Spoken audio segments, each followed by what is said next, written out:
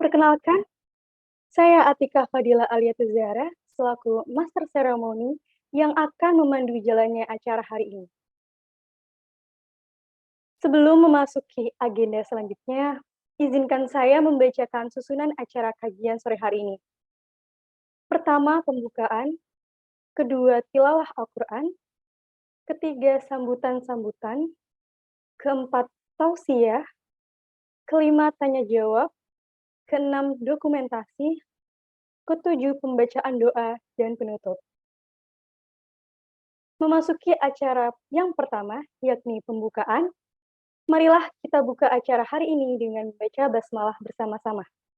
Bismillahirrahmanirrahim. Selanjutnya acara kedua, yakni tilawah Al-Quran, yang akan dibacakan oleh Saudara Dimas Fahmi. Untuk Dimas Fahmi, waktu dan layar dipersilahkan. Assalamualaikum, apakah suara saya sudah terdengar? Yes.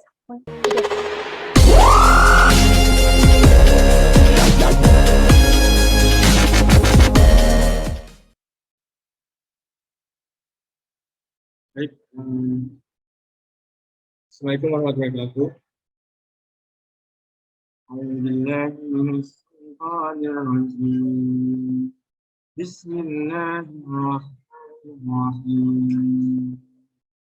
قل للمؤمنين يغضوا من أبصارهم ويحفظوا فروجهم ذلك أزكى لهم إن الله خبير بما يصنعون وقل للمؤمنات يغضضن من أبصارهن ويحفظن فروجهن ولا يبدين زينتهن إلا ما ظهر منها وليضربن بخمرهن على جيوبهن ولا يبدين زينتهن إلا ببعولتهن أو آبائهن أو آباء بولتهن أو أبنائهن أو أبناء بولتهن أو إخوانهن أو بني إخوانهن أو بني أخواتهن أو نسائهن أو ما ملكت أيمانهن أو التابعين غير أولي الإربة من الرجال أو الطفل الذين لم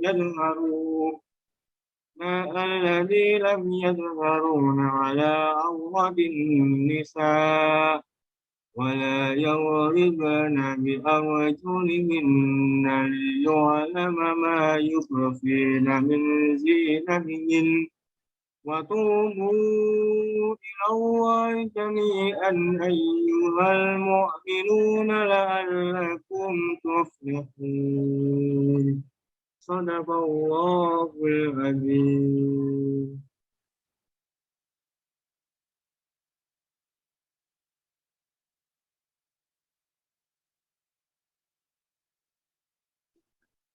Sadaqallahul Azim, Maha benar Allah dengan segala firman-Nya. Demikian pembacaan ayat Al-Quran yang telah dibacakan oleh Saudara Dimas. Semoga yang membaca ataupun yang mendengarkan mendapatkan pahala dan juga rahmatnya. Amin, amin, ya rabbal alamin. Oke, sebelum memasuki acara selanjutnya, untuk teman-teman yang tidak berhalangan atau sedang terkendala jaringan, mungkin bisa untuk menyalakan fitur kameranya.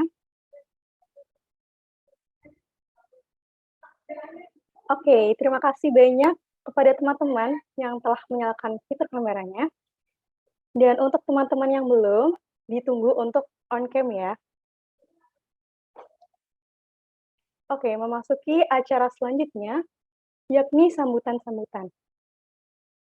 Sambutan pertama dari Mas O SKI Fakultas Vokasi.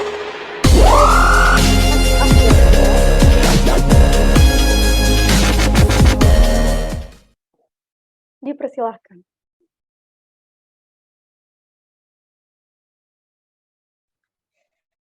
Ya, Assalamualaikum warahmatullahi wabarakatuh. Alhamdulillahirabbil alamin wa bihi nasta'in ala umuri dunya waddin. Wassalatu wassalam ala asrofil anbiya wal mursalin sayyidina Muhammadin wa ala alihi washabbihi ajmain. Yang terhormat kepada Ibu Wadek 1 Fakultas Vokasi, Ibu Dr. Tika Widyastuti, SIMSI, dan tidak lupa juga Presbem Mas Abi Rafdi Haldun, dan juga Kemenag BEM serta jajarannya. Tidak lupa juga kepada undangan-undangan dari KAIMA dan Wakahima. Sebelumnya saya selaku Mas'ul SKI Vokasi 2023 mengucapkan selamat datang dan terima kasih kepada hadirin yang telah datang di acara ini. Saya juga mengucapkan terima kasih kepada khalayak umum. Semoga kajian ini mendapatkan barokah oleh Allah Subhanahu wa taala. Sebelumnya saya ucapkan terima kasih juga kepada seluruh panitia yang sudah membantu untuk kesuksesan kajian kali ini. Mari kita ikuti kajian ini dengan baik agar dapat berlangsung dengan lancar dan kita dapat memetik ilmu yang insya Allah barokah. Dan kegiatan kajian ini insya Allah akan diadakan istiqomah untuk per bulan selama tahun ke depan. Akhir kata, jika ada kekurangan dalam penyelenggaraan kajian ini, kami mohon maaf. Wassalamualaikum warahmatullahi wabarakatuh. Waalaikumsalam warahmatullahi wabarakatuh. Terima kasih kepada Mas Asdaqillah atas sambutannya. Selanjutnya, sambutan kedua dari Ibu Tika Widyastuti, selaku Wadek 1 Fakultas Vokasi. Waktu dan layar dipersilahkan. Ya, baik. Terima kasih Mbak Atika Fadila. Bismillahirrahmanirrahim. Assalamualaikum warahmatullahi wabarakatuh. Waalaikumsalam warahmatullahi wabarakatuh. Pertama-tama yang kami hormati Bapak Ustadz Salahuddin Rahmat Al-Fatih selaku narasumber pada kajian tematik Fakultas Vokasi sore hari ini. Matur nuwun sangat Bapak. Waktu ini pun.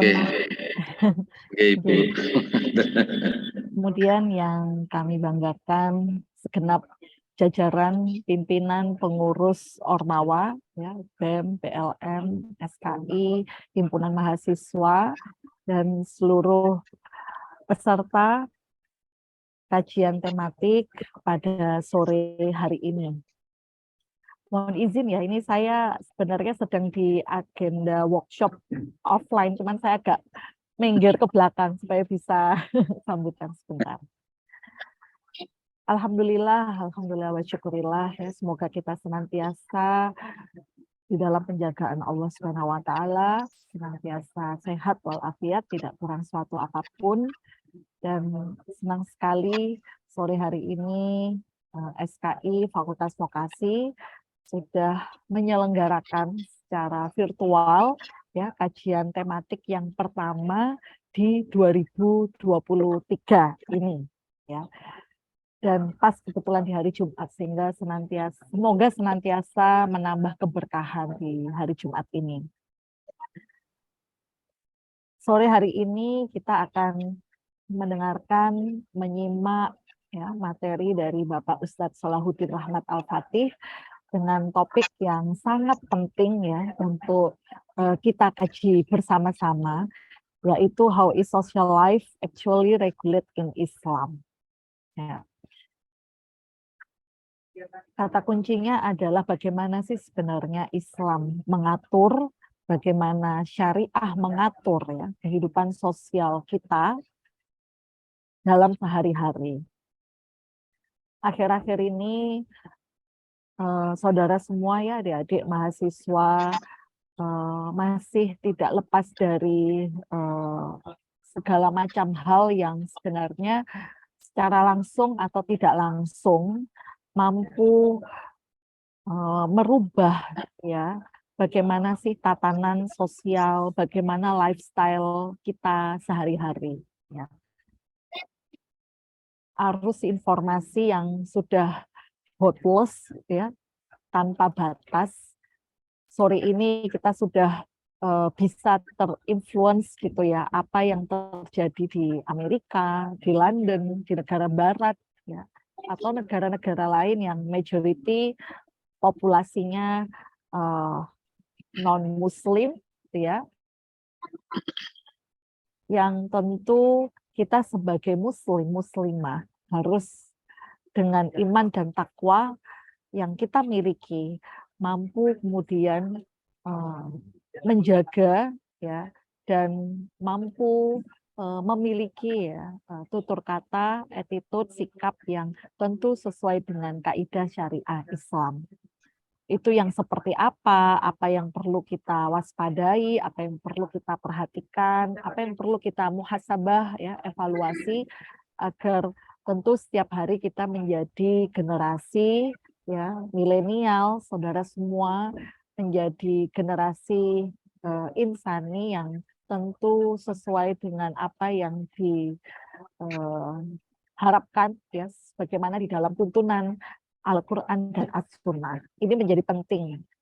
Saya pun masih terus belajar, kita semua masih terus belajar, dan tentu dengan kajian tematik seperti ini senantiasa bisa menjadi pengingat kita semua agar apa yang kita lakukan senantiasa dalam ridho Allah, apa yang senantiasa kita kerjakan setiap hari tidak lantas kemudian menjauhkan kedekatan kita kepada Allah, justru semakin membawa kita menjadi hambanya, semakin dekat kepada Allah Subhanahu wa Ta'ala.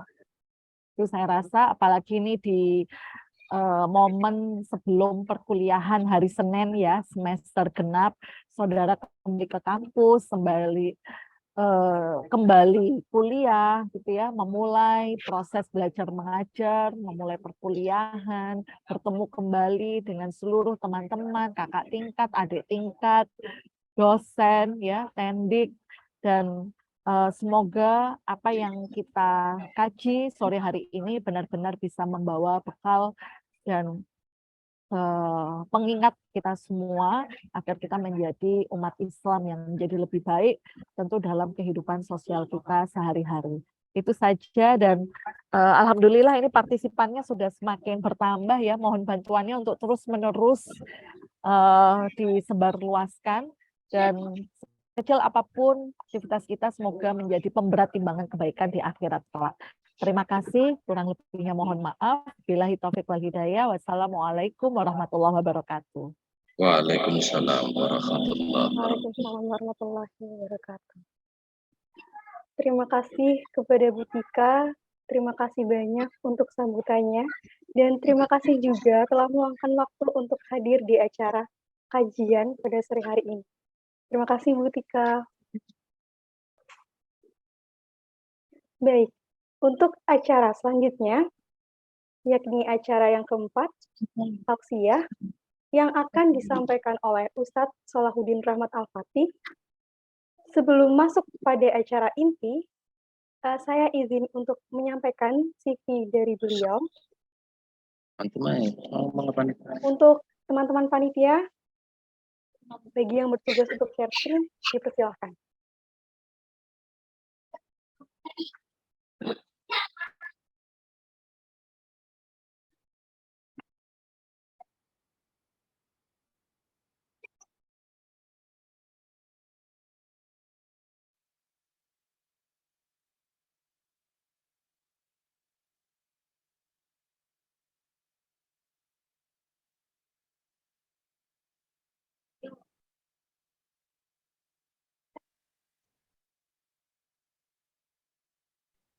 Baik.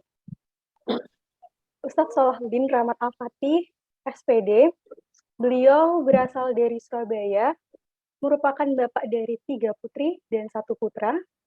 Kemudian untuk riwayat pendidikannya, beliau FMIPA, lulusan alumni dari FMIPA, program studi matematika dari Universitas Airlangga, dan dari Fakultas Bahasa dan Sains Universitas Wijaya Kusuma Surabaya. Bener gitu, Ustadz.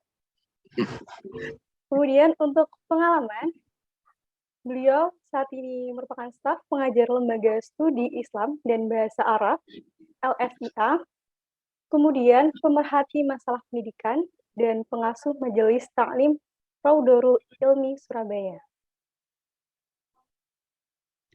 Oke, nampaknya teman-teman sudah tidak sabar untuk mendengarkan tausiah dari beliau. Baik, tanpa berlama-lama lagi, monggo untuk Ustadz Salahuddin, waktu dan layar kami persilahkan. Ya. Bismillahirrahmanirrahim. Assalamualaikum warahmatullahi wabarakatuh. Waalaikumsalam warahmatullahi wabarakatuh. Alhamdulillahirabbil alamin. Alhamdulillahilladzi an'ama alaina wa hadana bi ni'matil iman wa dinil Islam. Allahumma shalli wa sallim wa barik ala sayyidina wa habibina wa syafi'ina Rasulillah Muhammad ibn Abdullah. Amma ba'du. Alhamdulillah kita bisa ketemu. Itu saya gunakan dua device ya itu. Ya, yang di situ namanya ada Salahuddin Fatih, satunya bahasa Arab. Jadi yang Salahuddin Fatih itu tadi saya coba soalnya suaranya kecil. Saya pindah yang itu pakai PC, pakai webcam. Gambarnya bagus tapi suaranya yang enggak ada. Kalau ini gambarnya enggak terang tapi suaranya agak keluar.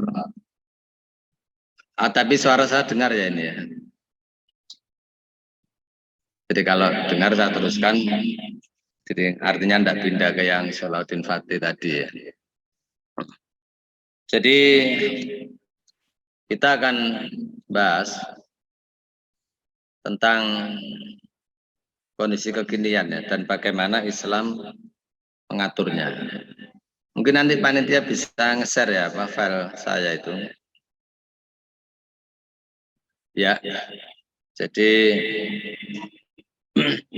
kondisi saat ini itu kemarin kita ikuti bersama ya, kita baca bersama rame. Kalau di Surabaya kan sebelumnya itu rame ada gangster itu. Surabaya itu sejak pokoknya saya mulai tahun berapa ya? 79 enggak pernah dengar tentang tawuran remaja kalau di Surabaya, hampir jarang. Yang sering di Jakarta. Tapi kemarin itu rame. Kemudian setelah itu rame lagi di media elektronik, media online yang dua remaja Makassar bunuh, jadi menculik bocah 10 tahun, kemudian dibunuh untuk diambil ginjalnya. Nah, terakhir yang rame itu kemarin ada yang menantu selingkuh dengan ibu mertua ya, itu di slide saya ada itu. Jadi yang Norma itu namanya, Norma Risma atau siapa. Kemudian ada lagi dispensasi nikah ya. Itu sempat beberapa hari dibahas di televisi. Jadi dispensasi nikah itu berawal dari dipublishnya data yang mengajukan dispensasi nikah di Kabupaten Ponorogo. Jadi itu langsung rame, viral. Jadi di Ponorogo itu ada 191. Diawali dengan ada demo ya, anak SMP atau SMA itu demo. Mereka mengajukan dispensasi nikah. Jadi anak pelajar yang mengajukan dispensasi nikah. Jadi tidak hanya karena usia yang tidak memenuhi sesuai undang-undang pernikahan, tetapi lebih dikarenakan mereka hamil sebelum akad nikah. Itu rame ya, rame sampai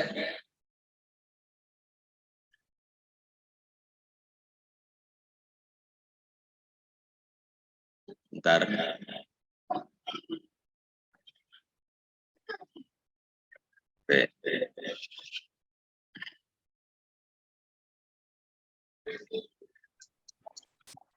Ya, jadi di data yang diupload itu akhirnya rame heboh. Jadi di Ponorogo ada 191 anak yang dia mengajukan ke pengadilan itu terkait dispensasi nikah. Karena rame, viral, akhirnya kemudian direspon oleh Ketua BKKBN Provinsi.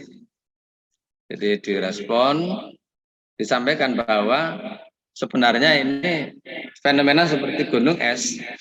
Artinya apa yang terjadi di Ponorogo itu sebagian kecil saja. Bahkan kalau dibandingkan dengan Surabaya itu masih lebih besar Surabaya. Kalau di Ponorogo itu urutan ke-28, ada 191 yang mengajukan dispensasi nikah. Kalau di Surabaya itu ada 200 lebih, sekitar 260. Urutan pertama itu Kabupaten Malang ya, Malang Kabupaten. Jadi itu hampir 1.500, 1.450 sekian. Itu data dari Pengadilan Tinggi Agama Surabaya. Mereka yang mengajukan dispensasi nikah. Jadi itu sebenarnya bagian kecil saja. Ini yang nyampaikan Ketua BKKBN Provinsi ya, Jawa Timur. Kalau tidak salah dikutip oleh cnnindonesia.com itu ya. Jadi beliau Ketua BKKBN Jatim ini menyampaikan bahwa Jawa Timur itu total yang mengajukan dispensasi nikah Jawa Timur itu ada sekitar 15.000 sekian jumlahnya ya, di provinsi kita. 80% itu mereka hamil sebelum nikah. Jadi kalau 15.000 itu berarti 80%-nya sekitar 12.000. Jadi dari 15.000 yang mengajukan dispensasi nikah itu 12.000 mereka itu hamil sebelum akad nikah. Jadi itu kondisinya ya. Sampai akhirnya kemudian juga direspon oleh Ketua BKKBN nasional. Ya memang kondisinya begitu. Jadi beliau menyampaikan bahwa sejak tahun 2016 sampai sekarang data yang mengajukan dispensasi nikah itu memang sudah meningkat 7 kali lipat mulai 2016. Jadi sekarang itu hampir 50.000 lebih nasional. Jadi 50.000 lebih itu 15.000-nya ada di Jawa Timur. Jadi sama 80% rata-rata mereka hamil di luar nikah. Jadi kondisinya begitu ya kondisinya. Nah, kenapa ini ada apa? Jadi belum lagi kalau kita lihat itu di kalangan pelajar, di kalangan mahasiswa sama remaja ya, mereka sama ya. Jadi kalau kapan waktu pernah rame di media itu ada sebuah jurnal menyampaikan data bahwa berdasarkan riset itu saya posting ya kalau di slide saya itu 60% waktu itu penelitiannya di Semarang. Jadi 60% mahasiswa Semarang itu rata-rata mereka sudah melakukan hubungan seks. Jadi meski sebelum nikah ya, artinya belum nikah. Dari 60% itu rata-rata 40% mereka menggunakan data jasa PSK di jurnal itu ya. Jadi kondisi di sekitar kita begitu. Oleh karena itu jangan heran ya kalau kemudian untuk Surabaya, enggak tahu kalau yang di kota-kota lain ya, untuk Surabaya itu sepertinya masyarakat itu kalau mendengar ada orang hamil belum akad nikah itu biasa untuk di Surabaya. Jadi bahkan mungkin kita dengar di kampung kita, di gang kita, jadi di daerah sekitar kita lah mungkin itu ada. Kenapa? Karena memang data menunjukkan begitu banyak. Data begitu banyak. Sekarang pertanyaannya, kenapa semua itu terjadi? Kalau sekarang itu kan kita kenal soft skill, ada problem solving soft skill ya, kemampuan untuk mengidentifikasi masalah, ini masalah apa, kemudian sebabnya apa, solusinya apa, itu kan problem solving soft skill. Nah, kita diajari dalam Al-Quran. Di dalam Al-Quran itu Allah menjelaskan. Jadi ini problemnya kenapa kok ada kerusakan ini, sebabnya apa, dan solusinya bagaimana. Jadi kalau teori problem solving, soft skill itu baru rame di abad 19 ya. Jadi baru bermunculan. Jadi kalau sekarang kalau kalian ikuti di dunia kerja itu kan di antara skill yang dibutuhkan itu adalah oleh pegawai yang skill yang dibutuhkan adalah kemampuan problem solving. Jadi punya problem solving soft skill itu dibutuhkan. Jadi kemampuan untuk mengidentifikasi sebuah masalah, kemudian sebabnya apa, dan mampu memberikan solusinya apa. Itu kemampuan memecahkan sesuatu, melihat masalah, dan memberikan solusi yang efektif. Itu problem solving soft skill. Barusan aja di abad 19. Tapi Al-Quran sejak dulu 1400 tahun yang lalu memberikan kita cara berpikir seperti itu. Allah menjelaskan ya di dalam surat Ar-Rum itu. Jadi next itu ya dia apa slide-nya. Di surat Ar-Rum itu Zaharul fasadu fil barri wal bahri bima kasabat aydin nas. Liyudhiqahum ba'dallati 'amilun 'allahum yarji'un. Jadi zaharul fasadu fil barri wal bahri. Banyak kerusakan di darat, di laut, di bumi. Kerusakan itu begitu banyak. Apapun. Di dalam tafsir itu kerusakan itu bisa berupa materi ya. Jadi misalkan banjir, badai, tanah longsor. Bisa juga yang sifatnya maknawi. Maknawi itu misalkan ya kerusakan akhlak. Jadi begitu banyak menyebar kemana-mana. Sebagaimana kita temui sekarang itu masuk bagian dari fasad atau kerusakan. Jadi Allah menjelaskan dalam surat itu. Kenapa semua itu terjadi? Allah menjelaskan sebabnya adalah bima kasabat aidin nas. Karena ulah tangan manusia. Apa maksudnya ulah tangan manusia? Di dalam tafsir dijelaskan maksudnya itu bima'asihim wa dzunubihim. Maksud tangan manusia, ulah tangan manusia itu adalah karena maksiat manusia, di bima'asihim wa dzunubihim, dan dosa-dosa mereka. Artinya karena manusia itu melanggar aturan-aturan yang diberikan oleh Allah lewat Rasulullah Muhammad Sallallahu Alaihi Wasallam. Nah, karena nabrak aturan itulah maka kemudian muncul banyak kerusakan. Dan memang itu Allah menyampaikan begitu. Kenapa? Liyudhiqahum ba'dalladzi 'amilu. Biar manusia ini ngerti. Ini loh akibatnya kalau kalian wahai manusia melanggar aturanku, biar tahu, jadi biar merasakan sebagaimana firman Allah, liyudhiqahum ba'dalladzi 'amilu, agar sedang terkendala jaringan. halo, ya ada. Mohon maaf Ustadz, tadi nge-lag Ustadz videonya dan suara juga tidak muncul. Oh, sebentar.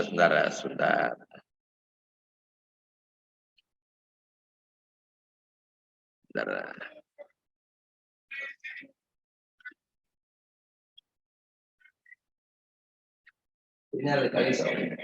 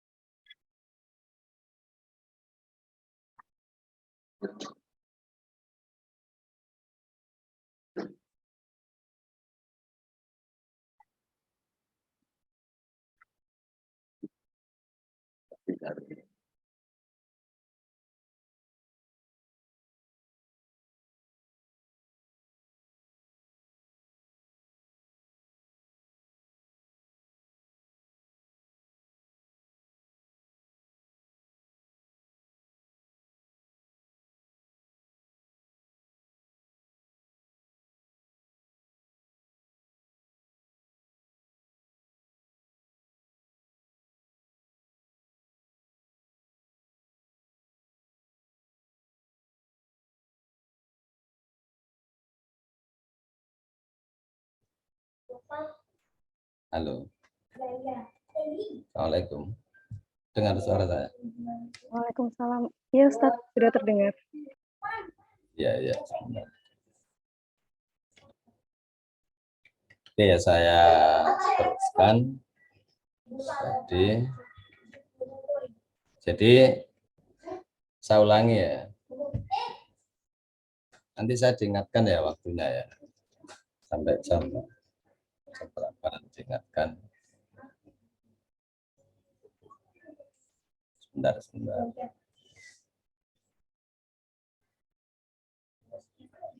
Suaranya dengar enggak ini? Halo? Dengar Ustaz. Jadi kita ini enak ya, diajari sama Allah, diberitahu oleh Al-Quran bahwa banyaknya kerusakan itu bima kasabat aidina. Sebabnya apa?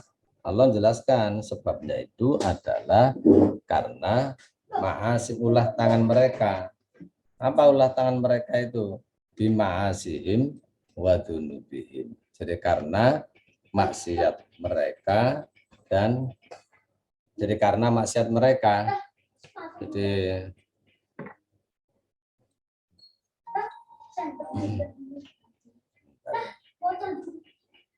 Jadi karena maksiat manusia ini saya kendala ini di device-nya ini. Suara saya masih dengar? Halo? Iya Ustaz, terdengar.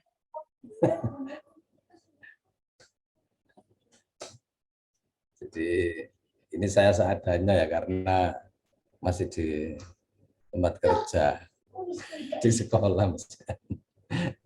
Jadi saya teruskan. Jadi Allah menjelaskan ini sebabnya apa? Sebabnya bima kasabat aidinas, karena tangan manusia. Apa maksudnya tangan manusia itu?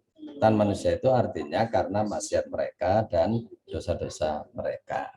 Liyudzi kaum badur lati amilu, agar manusia merasakan ya perbuatan mereka sendiri. Nah, Allah jelaskan la'allam yarjiun, agar mereka mau kembali ke jalan yang benar. Nah, Allah memberikan solusi. Memberikan solusi apa? Ya la'allam yarjiun, kembali ke jalan yang benar. Yarjiun itu artinya kalau dalam tafsir jelaskan likai yatubu wa yarji ilal Islam, agar mereka bertobat.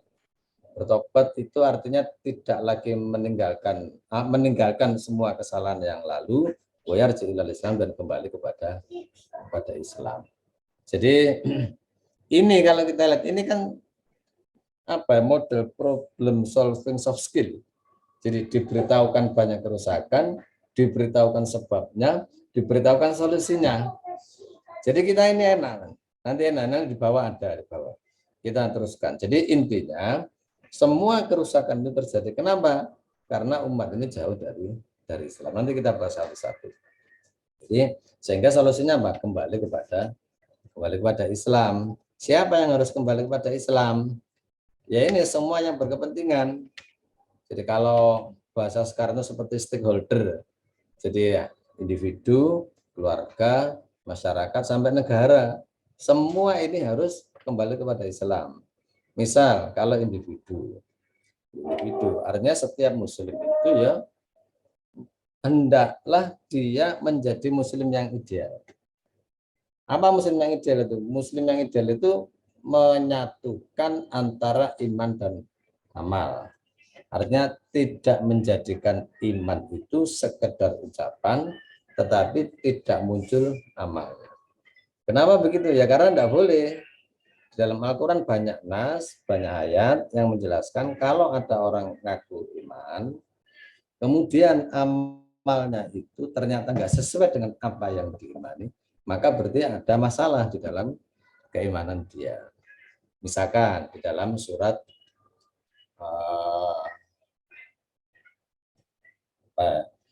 bunyinya begini, tanda ini ya. Jadi bunyinya itu alam tara ilal ladzina yaz'umuna annahum amanu. Ayat ini menceritakan, ini An-Nisa kawan-kawan. Muhammad ini loh, lihat ada orang ngaku iman. Jadi maknanya begitu, saya jelaskan maknanya. Ya, slide-nya ini aja. Jadi ada orang ngaku iman, tetapi dia tidak mau tunduk sama Nggak mau ngikuti Al-Quran. Jadi ceritanya ada orang Islam sama orang Yahudi. Ini ada sengketa.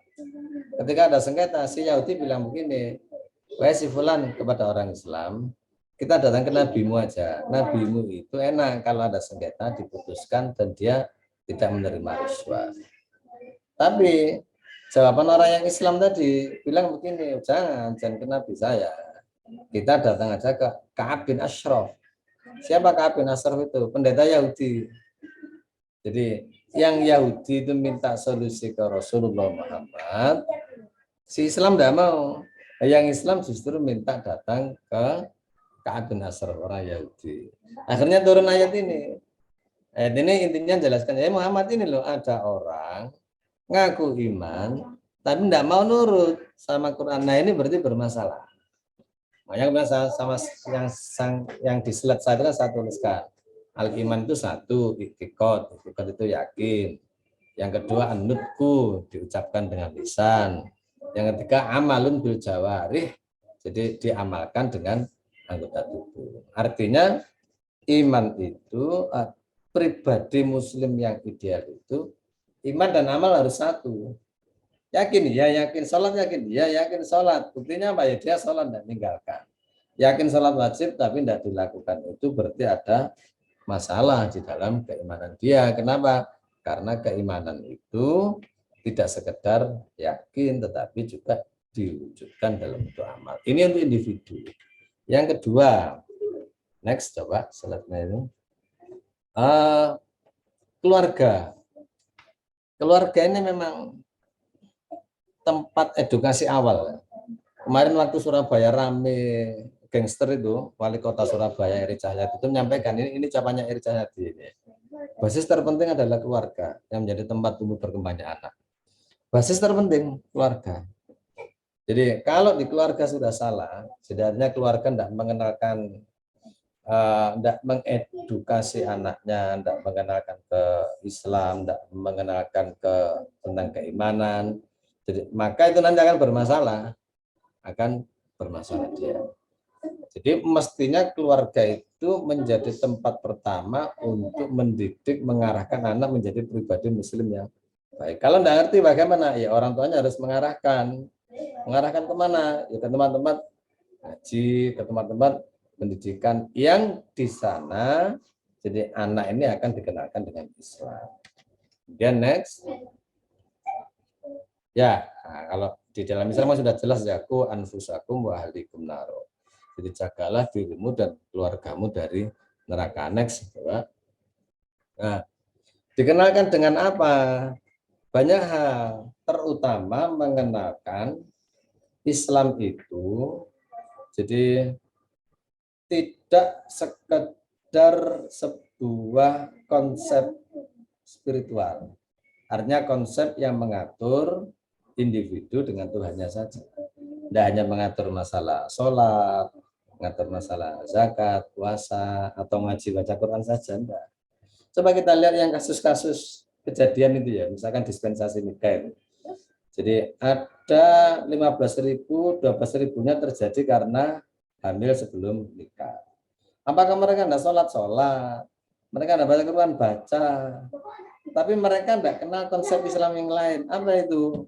Nah ini seperti satu di slide. Misalkan cara berpakaian, cara interaksi dengan lawan jenis, memilih kondisi lingkungan yang kondusif, itu tidak tahu. Jadi kenapa tidak tahu? Ya karena memang tidak pernah dikenalkan. Padahal di Islam itu dikenalkan. Jadi begini, manusia di dalam Islam itu ya, punya Allah memberikan naluri, namanya naluri suka sama lawan jenis, dan itu alami. Di Islam itu tidak dihilangkan. Kalau laki suka sama perempuan itu alami, atau sebaliknya ada perempuan suka sama laki, itu alami dan itu diakui. Di dalam Quran kan jelaskan zujina linnasi hubbus syahawati minan nisa, dijadikan indah buat pandangan kalian siapa? Para wanita. Demikian pula sebaliknya, sehingga itu memang alami, tabii, tidak apa-apa. Justru kalau laki sama laki, perempuan sama perempuan, nah itu bermasalah, harus diobati segera, itu bermasalah. Nah di Islam enggak apa-apa, artinya laki suka sama perempuan, perempuan sama laki itu tidak masalah. Tapi di Islam diatur. Jadi Islam mengakui itu sebagai sebuah naluri yang alami. Jadi punya naluri suka sama lawan jenis, punya syahwat itu iya. Tetapi ingat karakter itu, karakter misalkan syahwat, suka itu kan akan muncul kapan ketika ada stimulan dari luar. Apa itu? Misalkan kita duduk, kemudian tahu-tahu ada wanita pakai rok mini red depan kita, atau misalkan ada pakai bikini apa lagi. Jadi itu naluri muncul dan itu wajar. Wajar ya. Jadi kalau laki biasanya kan cenderung kepada pandangan, kalau perempuan biasanya pada ucapan. Jadi ada laki datangi, dirayu, di ini sudah muncul dia perasaan dia. Oleh karena itu di Islam diatur bagaimana. Pertama, mulai dengan menutup auratnya. Dikenakan. Jadi di sana dijelaskan misalkan. Jadi tadi ayatnya dibaca ya. Itu kan ada kalau perempuan misalkan wa kullil mu'minati yaghuddna min absarihinna wa yafatna furujahunna. Hendaklah wanita mukmin itu satu menjaga pandangan. Dua, menjaga kemaluan, tidak melakukan hubungan nikah sebelum akad nikah. Kemudian, wala yubdina zinatahunna illa ma dhahara minha. Tidak boleh menampakkan bagian tubuh kecuali yang dibolehkan apa? Wajah dan telapak tangan. Kalau di luar rumah atau bertemu dengan orang asing itu harus ditutup auratnya. Jadi kenapa? Ya Islam menjelaskan begitu. Jadi wala yubdina zinatahunna, tidak boleh menampakkan bagian jadi semua tubuhnya kecuali wajah dan telapak tangan. Demikian pula yang laki juga begitu. Yaghudduna min absarihin, yaghuddu min absarihin wa yahfadzu furujahum. Sama, disuruh menjaga pandangan, disuruh wa yahfadzu furujahum, menjaga kemaluan. Kemudian misalkan bagaimana interaksi dengan lawan jenis, Nabi kita mengajarkan la yakhluwanna rajulun bimra'atin illa ma'adhi mahram. Tidak boleh laki dan perempuan bersepi-sepian, jadi atau khalwat. Kenapa? Fa inna salisu masyaitonu, karena yang ketiga pasti setan. Jadi kalau ada laki perempuan bersendirian, dosa, saya ada ngapa-ngapain cuma ngobrol. Iya, tapi justru disitulah setan mulai mengganggu kita. Sehingga Islam pintu-pintu yang jadi mengarahkan jadi sesuatu yang tidak diinginkan itu ditutup semua. Coba kita lihat ya.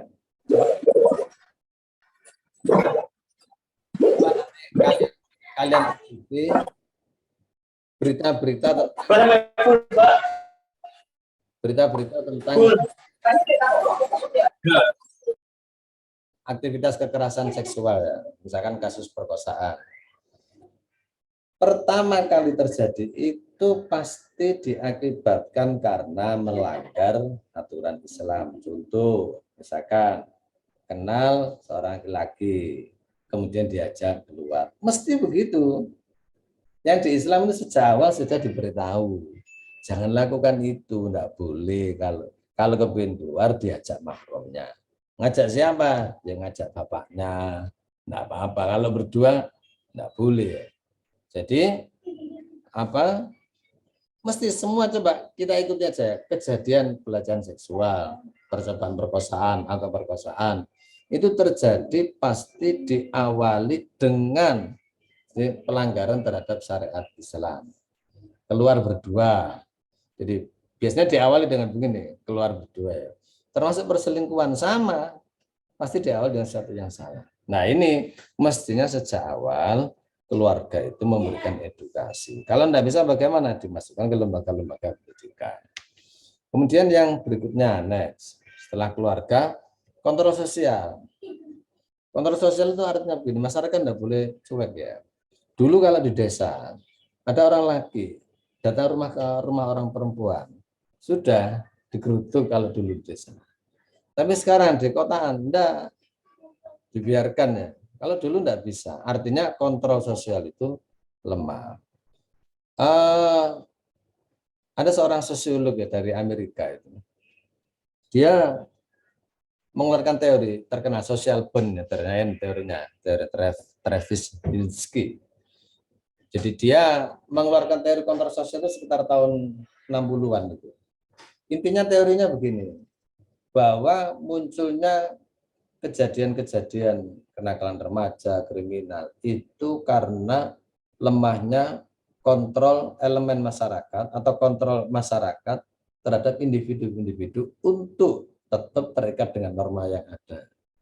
Jadi itu dibuat oleh Travis ini sekitar tahun 60-an ya, ketika dia melihat Amerika itu banyak kerusakan, banyak kriminalitas. Akhirnya si pemikir sosiolog ini dia mengadakan penelitian dan kesimpulannya ini karena kontrol sosial yang hilang.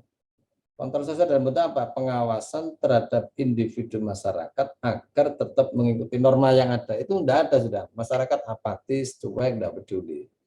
Jadi itu tahun 60 baru diciptakan teori itu ya. Di Islam, Masya Allah, coba next. Di Islam itu sudah dijelaskan 1400 tahun yang lalu ya, betapa kontrol sosial itu sangat penting. Acuannya apa? Ya Islam. Artinya orang kalau tidak sesuai Islam diingatkan. Di dalam riwayat Imam Bukhari itu dijelaskan betapa pentingnya kontrol sosial itu. Jadi hadisnya panjang, tapi di situ ada gambar yang memudahkan itu, memudahkan kita. Jadi Nabi kita Rasulullah Muhammad SAW itu memisahkan kontrol sosial. Jadi itu seperti orang penumpang masyarakat ya, dan kontrol sosial itu seperti penumpang dalam sebuah kapal perahu. Kalau ada 1, 2 penumpang perahu itu melobangi perahu, kemudian yang lain cuek, maka yang tenggelam tidak hanya yang melobangi, semua, termasuk kan kalau di gambar itu kan orang yang paling di atas itu juga akan tenggelam. Meskipun dia bilang sekarang itu kan halul kafir yaum, jadi kondisi kebanyakan saat ini. Ana sa'idun bian sak. Jadi saya aman karena saya jadi artinya kebocoran dari sisi dia diam aja. Nah, dia tidak ngerti bahwa itu akan menenggelamkan semuanya mulai dari bawah termasuk dia yang paling ujung. Itulah kontrol sosial. Betapa penting. Tentang itu diajarkan oleh Nabi kita sejak 1400 tahun yang lalu. Jadi Zainab binti Jahsin, salah seorang istri Nabi itu pernah bertanya begini, ya Nabi, anahliku wa fina shalihuna. Masa kita ini akan binasa di tengah-tengah kita ada orang soleh? Jawab Nabi, ya, idza kasrul khabas. Kalau kemaksiatan merajalela. Al-khabas itu dalam tafsir Qurtubi dijelaskan anak-anak yang anak hasil zina. Sudah biasa orang punya anak, jadi artinya dia melahirkan sebelum ada akad nikah, hamil sebelum akad nikah. Kalau itu sudah biasa, bahaya. Jadi maka semua akan kena adab meskipun di dalamnya ada orang soleh. Jadi sebagaimana pertanyaan Zainab binti Jahsin, masa kita binasa banyak orang soleh di tengah kita? Iya, kalau orang yang soleh itu diem, tidak melakukan upaya apapun, dia dengan dakwah atau dengan memberikan edukasi seperti sebagaimana yang kita lakukan sekarang. Next, coba. Ya, nah yang terakhir ini peranan negara. Negara ini sangat penting peran negara ini. Kenapa? Karena negara itu punya otoritas sah, jadi untuk memaksa, jadi dengan kekuasaannya terhadap semua golongan. Itu negara, sebagaimana definisi Prof. Miriam Budarjo. Jadi kalau kita bilang negara itu, next coba di situ ada. Jadi, bilang negara itu fungsinya kan ini ya, melaksanakan penertiban, nanti menempatkan negara sebagai stabilisator. Yang kedua, mengusahakan kesejahteraan dan kemakmuran, itu tugas negara. Bagaimana misalkan agar rakyat ini tidak semakin sulit daya belinya. Pertahanan dengan fungsi ini diperlukan untuk menjaga keutuhan negara dari serangan pihak luar. Nah, untuk menjalankan fungsi-fungsinya di negara butuh instrumen. Instrumen itu banyak ya. Ada instrumen sifatnya materi, jadi materi misalkan ya butuh SDM, ASN, ada sifatnya imateri misalkan instrumen yuridis namanya, itu ya undang-undang. Jadi undang-undang inilah yang nanti diterapkan oleh negara ke tengah-tengah masyarakat. Dan itu pengaruhnya besar kalau yang melakukan undang-undang. Jadi kontributor terbesar untuk bisa membenahi kondisi itu negara sebenarnya. Kenapa? Karena punya otoritas kewenangan untuk memaksa ya. Taruhlah misalkan kemarin kita ada kasus pandemi. Awal orang disuruh pakai masker itu kan susah. Kemana-mana susah pakai masker. Tetapi ketika negara dengan instrumennya, maksudnya para aparat undang-undang disusun, jadi mengadakan rahasia, jadi polisi, satpol pp, mengadakan rahasia itu di mal, di tempat-tempat publik, jadi banyak yang ditangkap, bahkan dikasih sanksi meskipun sanksinya hanya sanksi edukatif ya, dengan disuruhnya nyapu jalan, disuruh. Tetapi akhirnya orang menjadi jerah, dan sehingga menjadi sebuah habit baru bagi kita ya, kebiasaan baru memakai masker. Efektif. Kenapa? Karena yang melakukan negara. Jadi negara ini dengan instrumen yang ada, jadi aparat dan undang-undang, kontributor terbesar di dalam melakukan perubahan sosial itu di negara. Memang di sana butuh individu, butuh keluarga, butuh masyarakat, butuh negara. Tetapi kontributor terbesar di negara. Kenapa? Karena punya kekuasaan penuh, punya instrumen di sana untuk menjamin itu dilaksanakan. Dan itu nanti pengaruhnya besar. Next ya. Sama dengan Islam, Islam juga begitu nanti. Islam ya. Jadi next saya contohkan, bukan tidak misalkan. Next, coba. Biar nanti kita bisa diskusi ya. Misalkan begini, contoh produk aturan. Misalkan sekarang ini, kalau kita lihat di dalam Undang-Undang tentang Perlindungan Anak ya, Undang-Undang Nomor 3 tahun 2002, itu di situ dijelaskan kategori anak itu siapa yang berusia belum 18 tahun. Itu mesti dikategorikan anak. Ini nanti implikasinya kan berarti dia tidak kena sanksi hukum dan segala. Hukum namanya itu beda hukumannya. Nah, ini beda dengan Islam.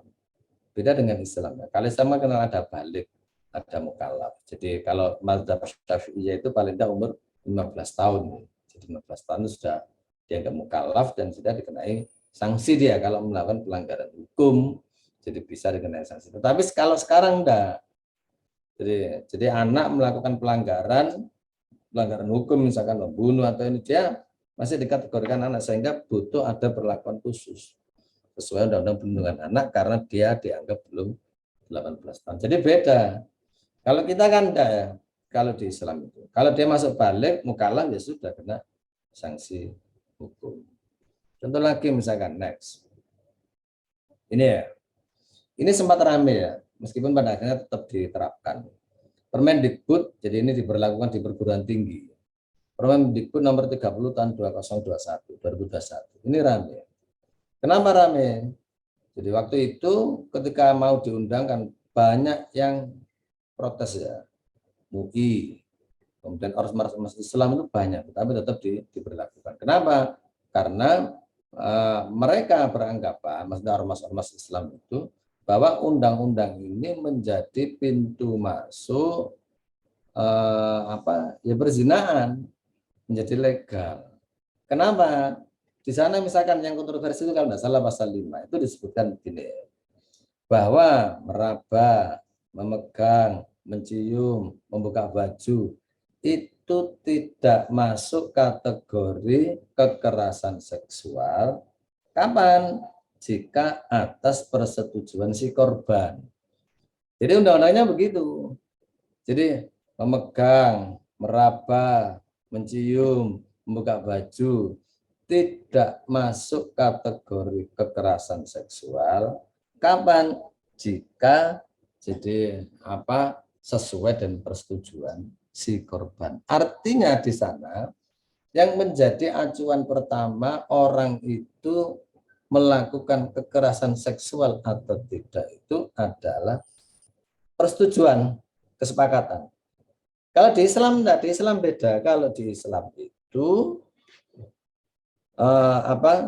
kalau di Islam itu akdun nikah, artinya selama orang ini belum ada akad nikah, maka ridho atau tidak ridho, sepakat atau tidak sepakat tetap haram, dosa gitu loh. Tidak boleh. Jadi kan beda. Tetapi itu tidak berlaku. Kenapa? Karena undang-undang yang keluar tidak seperti itu. Sehingga tidak bisa, misalkan orang suka sama suka, kemudian melakukan hal seperti itu, kemudian dikasih sanksi, tidak bisa. Kenapa? Karena memang undang-undang menganggap kalau ada keridhaan, kerelaan, itu bukan bagian dari kekerasan seksual. Nah, kalau undang-undangnya seperti ini, maka ini kontraproduktif. Kontraproduktif dengan apa? Keinginan untuk menumbuhkan generasi yang misalkan jauh dari perzinahan, tidak bebas bergaul, itu menjadi susah. Kenapa? Karena mengeluarkan undang-undang yang itu bertentangan atau undang-undang justru itu punya peluang besar untuk apa terjadinya perzinahan. Nah, makanya Islam diatur. Sehingga sejak awal Islam menjelaskan bahwa memang kesalahan itu terjadi. Kenapa? Bima kasabat aydin nas. Ya, karena orang ini meninggalkan syariat Islam atau aturan Islam, sehingga terjadi kerusakan. Ini sebagaimana contoh ini undang-undang yang kontroversi ya, meskipun artinya diberlakukan ya. Setahu saya ini diberlakukan. Jadi meski waktu itu tahun 2021 banyak yang protes, terutama ormas Islam ya, karena rawan undang-undang ini. Yang lagi rame kemarin waktu di mana mall yang dekat Royal yang gender apa ya gay ya, festival baju gay sama lesbian. Itu kan untung kemudian diprotes sama ormas Islam, akhirnya tidak jadi. Dan yang terjadi apa? Yang terjadi ya jadi akhirnya kan pasca Piala Dunia itu kan utusan khusus Amerika itu kan datang ke sini tentang hak asasi manusia untuk meninjau bagaimana pelaksanaan hak asasi manusia di Indonesia, terutama terkait dengan memperlakukan ya ini gender itu bagaimana, jadi lesbian, gay itu seperti apa. Jadi sebenarnya kerusakan terjadi itu ya secara ringkas. Satu, karena meninggalkan Islam aturannya. Yang kedua, ada campur tangan pihak eksternal. Siapa yang tidak suka sama umat Islam? Dengan sengaja mereka itu memasukkan gagasan itu ke negeri-negeri Islam. Coba kita lihat kemarin kasus di Piala Dunia itu. Bagaimana misalkan kemarin di mana itu Qatar ya. Jadi Qatar itu sudah melarang sejak awal simbol tentang gay lesbian. Itu dilarang sejak awal. Tetapi itu tidak tinggal diam. Jadi negara seperti Italia itu mendatangi FIFA untuk melakukan lobbying agar dibolehkan membawa jadi atribut G. Jadi mereka melobi, ternyata tidak boleh kan. Itu menjadi kewenangan dari negara tuan rumah pelaksana Piala Dunia itu. Mereka tidak terima, tetap itu datang ke Piala Dunia, mereka ikut. Dan pejabat mereka itu kan menyaksikan timnya Italia itu dengan memakai logo G, itu kan sebuah penghinaan. Jadi termasuk penghinaan tim Italia waktu berpose di lapangan itu dengan menutup mulutnya, bentuk protes dari tidak dibolehkannya memakai atribut G di Piala Dunia. Jadi walhasil memang ada upaya secara sengaja yang dilakukan oleh yang benci dengan Islam. Kalau kemarin contohnya kan Italia, mereka dengan sengaja ingin mempromosikan itu, tapi tidak boleh. Termasuk di negeri kita ini sama. Negeri kita itu kan kalau tidak ada yang demo kemarin ormas Islam, sudah jadi itu acara di Royal festival baju gay dan lesbian. Ternyata kan protes akhirnya tidak jadi. Dan hasilnya apa? Utusan khusus Amerika ke sini.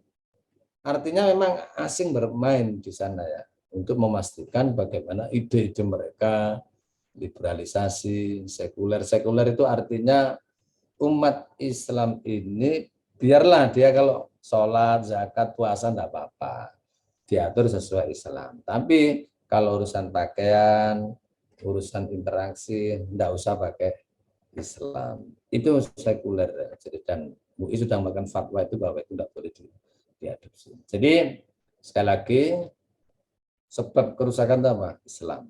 Ada sekularisasi, ada liberalisasi yang sengaja diinjeksikan memang oleh orang-orang yang tidak suka dengan Islam, sehingga generasi Islam menjadi rusak. Solusinya apa? Ya meninggalkan maksiat itu dan kembali kepada Islam. Terutama sekali lagi negara yang punya peranan penting karena sebagai kontributor terbesar di dalam melakukan perubahan sosial. Mungkin itu dari saya kembalikan ke moderator.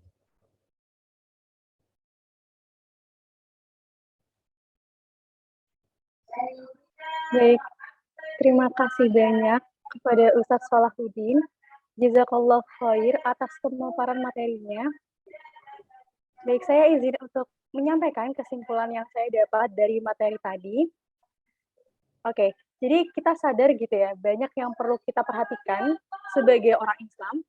Seperti tadi yang dimention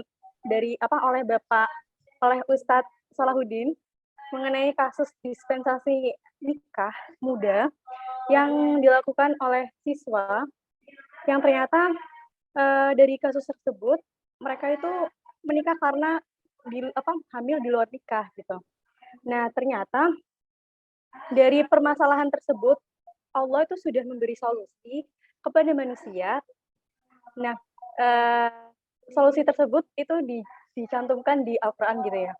Jadi mengenai cara berpakaian, menjaga interaksi antar lawan jenis, kemudian menjaga kemaluan, untuk laki-laki menjaga pandangannya, dan masih banyak lagi gitu. Nah, dari itu tinggal kitanya yang harus kembali lagi kepada Al-Quran. Mungkin itu kesimpulan dari saya. Sekali lagi terima kasih banyak Ustadz atas pemaparannya tadi. Ya. Baik, untuk selanjutnya adalah sesi tanya jawab. Teman-teman yang ingin bertanya bisa langsung untuk raise hand terlebih dahulu. Nanti akan dipilih, lalu bisa langsung unmute dan memaparkan pertanyaannya. Untuk teman-teman yang berhalangan untuk unmute, mungkin karena terkendala jaringan, bisa langsung saja pertanyaannya diketik di kolom chat Zoom.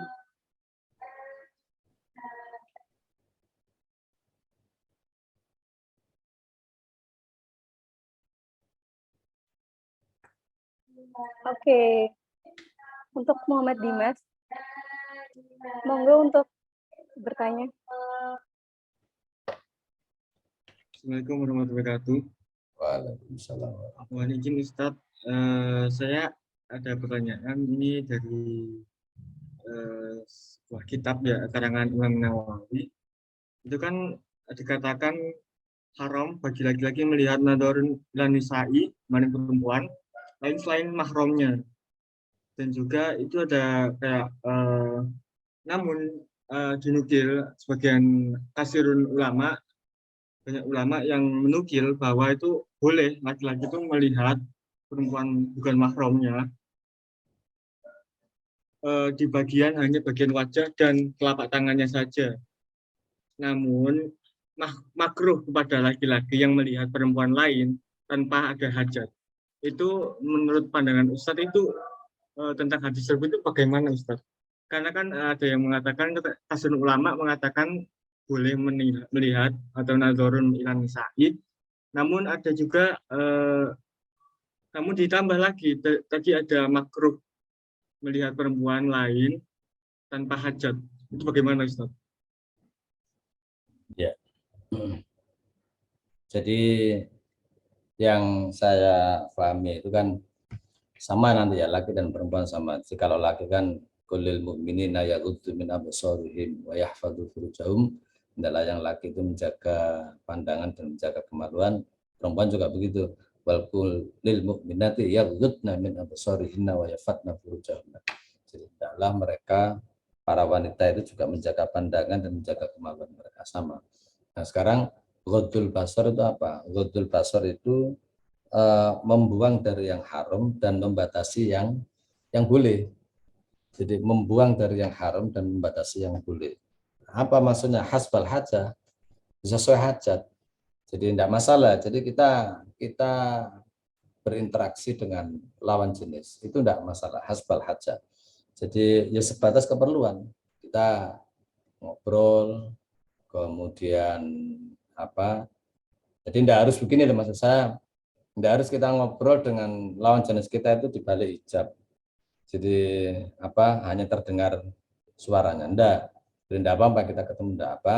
Hasbal hajat itu beda dengan pandangan orang yang melihat dengan syahwat. Jadi artinya melihat dengan satu ini, melototi ya paling gampang. Jadi itu kan beda. Kalau hasbal hajat itu kan orang ngomong biasa. Itu tidak ada masalah. Jadi tidak ada masalah. Dan di Islam diperbolehkan. Tidak apa-apa ya, yang saya pahami tidak apa-apa. hasbal hajat, karena memang sesuai dengan hajat kita. Misalkan seorang guru, saya ngajar perempuan, atau misalkan di kantor ya ketemu dengan temannya, atau misalkan mahasiswa, tidak masalah, tidak apa ya, ya sebatas sesuai dengan keperluan interaksi itu. Selain itu, enggak. Itu maksudnya yang saya paham. Jadi tetap boleh memandang, kita di ghudul basar itu membuang dari yang haram, membatasi dari yang boleh. Mungkin itu jawaban saya.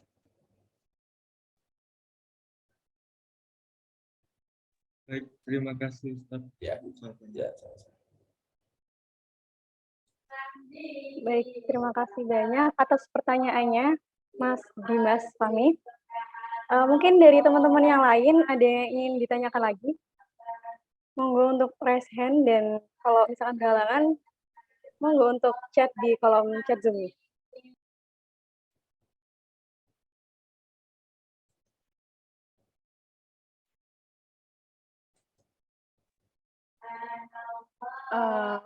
Mungkin dari saya, Ustadz.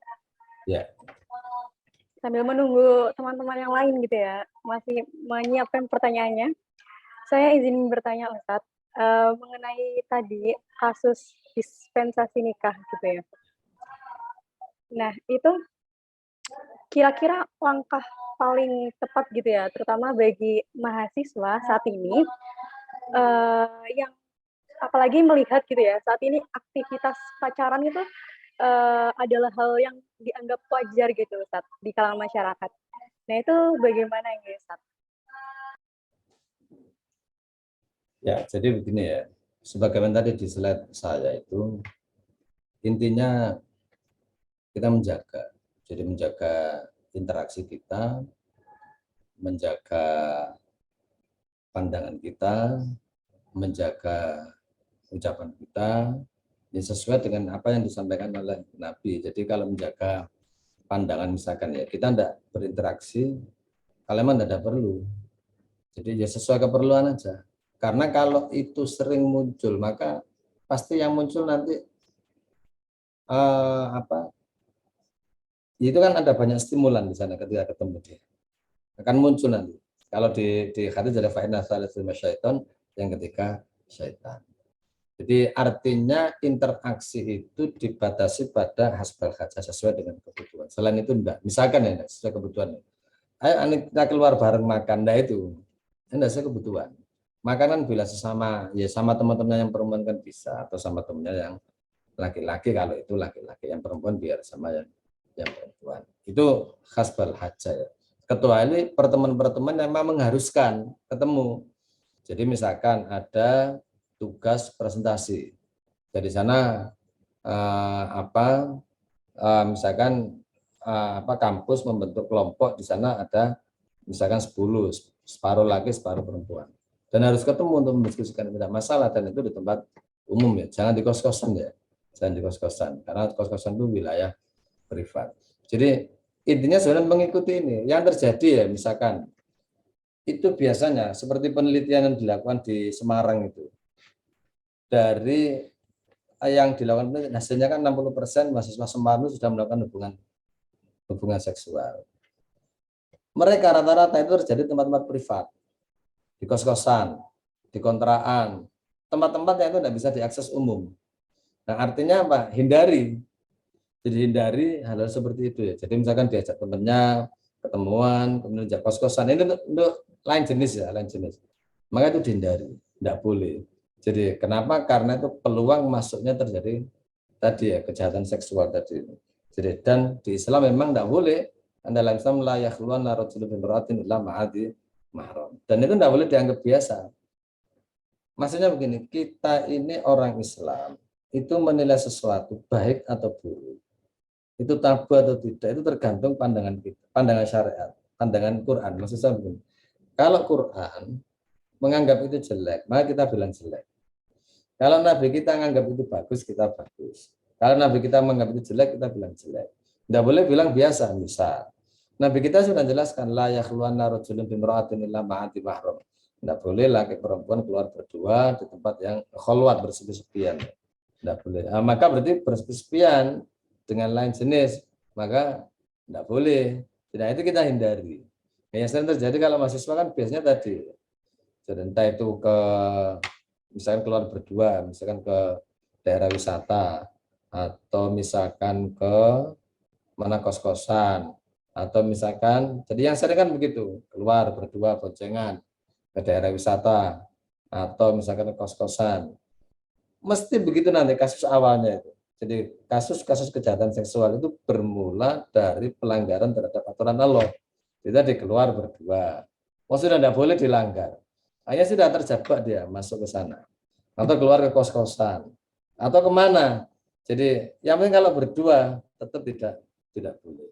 Jadi menjaga agar interaksi kita sesuai dengan Islam. Oleh karena itu memang butuh, kita akan sulit ya, sulit menjaga, kecuali kita tahu bagaimana pola interaksi di dalam Islam. Artinya harus ada kajian, memang kajian khusus untuk membahas tentang itu. Bagaimana sih sebenarnya Islam itu mengatur hubungan interaksi laki dan perempuan. Secara umum ya, Islam membolehkan interaksi laki dan perempuan. Hasbal haja, sesuai kebutuhan. Boleh, enggak apa-apa. Sesuai kebutuhan. Jadi ketemu lagi perempuan itu boleh. Saya pernah lihat dulu masih kuliah itu ya. Ada anak mahasiswa turun dia itu anak putri. Dia bayar bemo itu bayar ke Pak bemonya itu dari belakang. Artinya dia turun tapi di pinggir pintu. Kalau di pinggir pintu kan enak Pak bemonya ngambil uangnya. Pintu depan maksudnya. Dia hanya tangannya aja yang maju ke depan, badannya tidak tambah sehingga kan sulit. Artinya tidak tampak wajahnya bagi si supirnya itu kan sulit. Tidak seperti itu. Hasbal haja, sesuai kebutuhan saja. Itu tidak apa-apa kita mau. Jadi interaksi tetap boleh, tetapi hasbal haja. Di luar itu tidak boleh. Khalwat tidak boleh. Ini yang sering dilanggar dan itu pintu masuk pertama.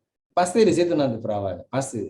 Pokoknya kalau sudah keluar berdua, namanya laki sama perempuan dan alami keduanya punya naluri syahwat, suka sama lawan jenis, itu pasti muncul nanti. Itu pasti. Makanya harus dihindari. Nah, saran saya itu dihindari. Kenapa? Karena menabrak aturan dan jadi itu pintu masuk untuk termasuk ke yang selanjutnya yang lebih bahaya ya, terutama perempuan dari sisi yang lemah. Ininya menjaga pergaulan. Yang kedua pakaian ya, terutama perempuan. Jadi pakaian harus dijaga karena anggota tubuh perempuan itu bisa menjadi stimulan. Jadi bagi laki-laki ya, jadi dia buka kerudungnya, dia berpakaian yang ketat, itu memberikan stimulan munculnya syahwat. Dan itu sebenarnya di dalam Islam tidak boleh. Nah, tetapi itu dilanggar. Kasus misalkan ya, ada dulu pernah ramai itu seorang siswa yang memperkosa gurunya ya, karena tahu ketika itu kalau di desa itu kan biasa gurunya mandi, lalu itu keluar hanya pakai penutup jari ini. Akhirnya kemudian si siswa ini punya inisiatif untuk memperkosa gurunya. Berawal dari baju yang salah. Jadi makanya sekali lagi, apa tipsnya? Taati aturan Islam. Aman sudah. Taati aturan Islam. Jaga pergaulan, jadi boleh interaksi, tetapi hasbal haja. Mungkin itu. Terima kasih banyak Ustadz atas penjelasannya. Ya. Nah, ini ada pertanyaan lagi, satu di kolom chat Ustadz. Mungkin saya izin untuk membacakan. Ya. Assalamualaikum Ustadz, izin bertanya. Bagaimana mengingatkan kepada teman yang mendekati zina, sedangkan kita yang nggak enak hati, takut dia tersinggung atau malah menjauhi kita? Terima kasih Ustadz. Ya.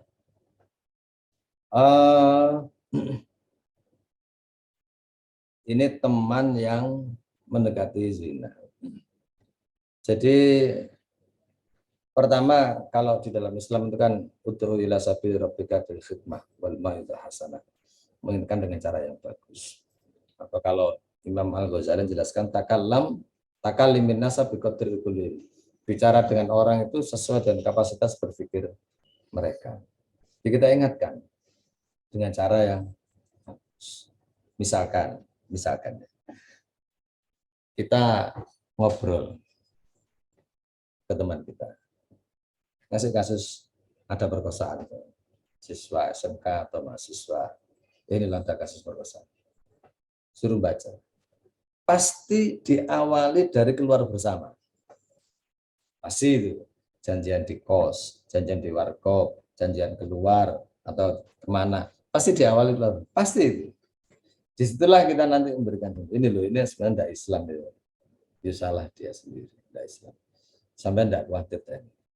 Jadi kalau Islam jelaskan, ya ini salah, artinya yang jadi topik itu berita tadi. Berita terjadi kekerasan seksual. Untuk diskusi dengan teman kita. Jadi tidak menyinggung langsung dia. Kita diskusi, ini ada berita, ini mahasiswi diperkosa sama temannya. Berawal dari kenalan, kemudian ketemu di tempat kosan. Ini menurut sampean gimana? Nah, kita ngobrol. Nah, itu sebenarnya aman itu si perempuan itu mahasiswa itu kalau saja dia mengikuti Islam. Karena di Islam tidak boleh, itu kan ditabrak, akhirnya terjadi seperti itu.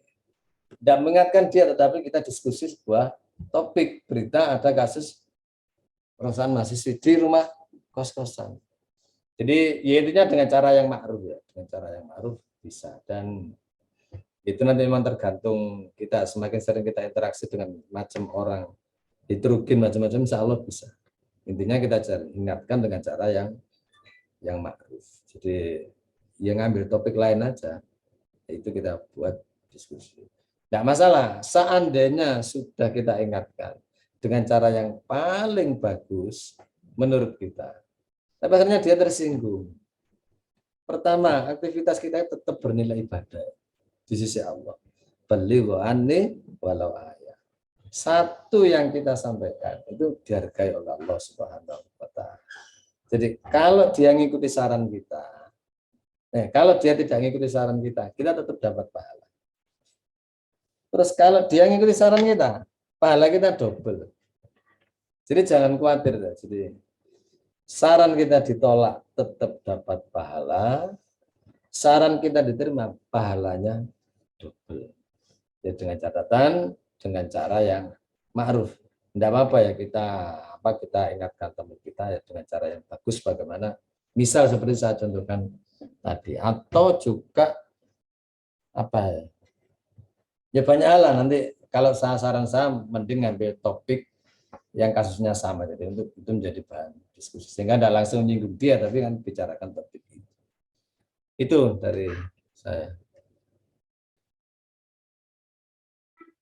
Iya, banyak sekali tips gitu ya Ustaz untuk ngasih tahu ke teman gitu. Kita lihat nih karakter orang itu kayak gimana gitu.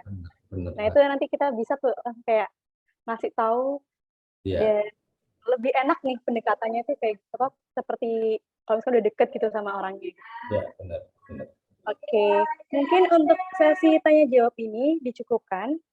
Terima kasih banyak kepada Ustadz Salahuddin sudah berkenan mengisi kajian pada sore hari ini.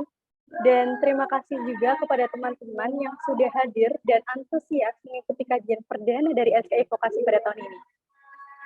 Oke, untuk sesi selanjutnya yaitu dokumentasi. Untuk teman-teman diharapkan untuk on cam semua ya.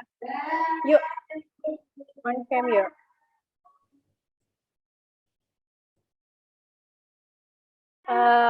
Mungkin dikasih waktu 5 menit untuk siap-siap. Karena ini buat kenang-kenangan nih. Kalau teman-teman sudah hadir di acara kali ini. Oke, untuk panitia yang bertugas untuk dokumentasi dipersilakan.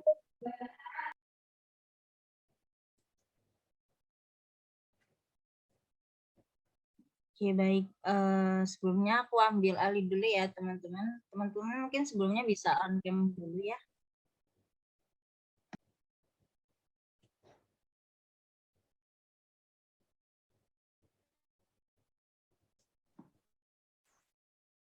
Oke, aku hitung ya sampai 3 untuk sesi dokumentasinya.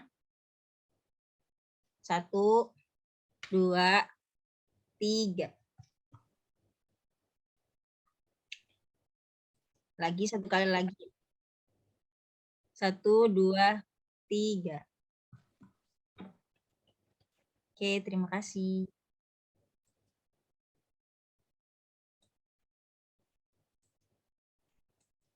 Oke, terima kasih banyak teman-teman karena sudah bersedia untuk on cam. Dan untuk teman-teman yang belum on cam gitu ya, mungkin kedepannya bisa on cam biar ada kenang-kenangan gitu. Oke, udah nggak terasa, sudah di penghujung acara. Sebelum mengakhiri pertemuan kali ini, baiknya kita tutup dengan membaca doa terlebih dahulu. Untuk panitia yang bertugas, dipersilahkan.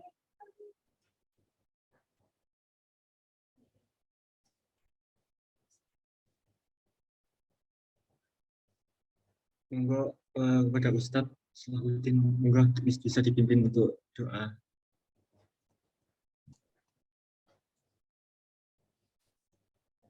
Suara saya dengar, Pak? Terdengar, Pak. Ya. Al-Fatihah. A'udzubillahi minasyaitonir rajim. Bismillahirrahmanirrahim. Ya, benar.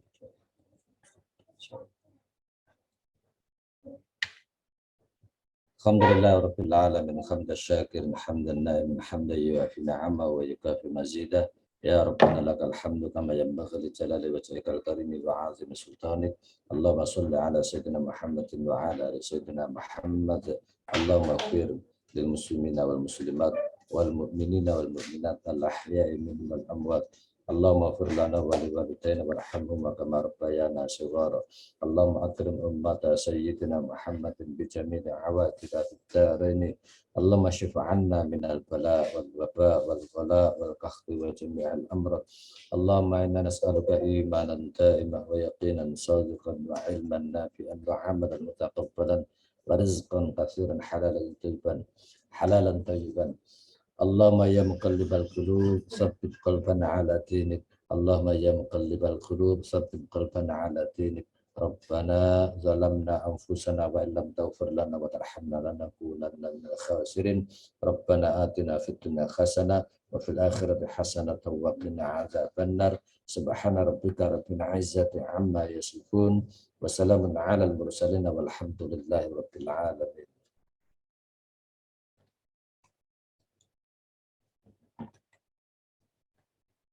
Alhamdulillah, serangkaian acara kajian pada sore hari ini telah selesai.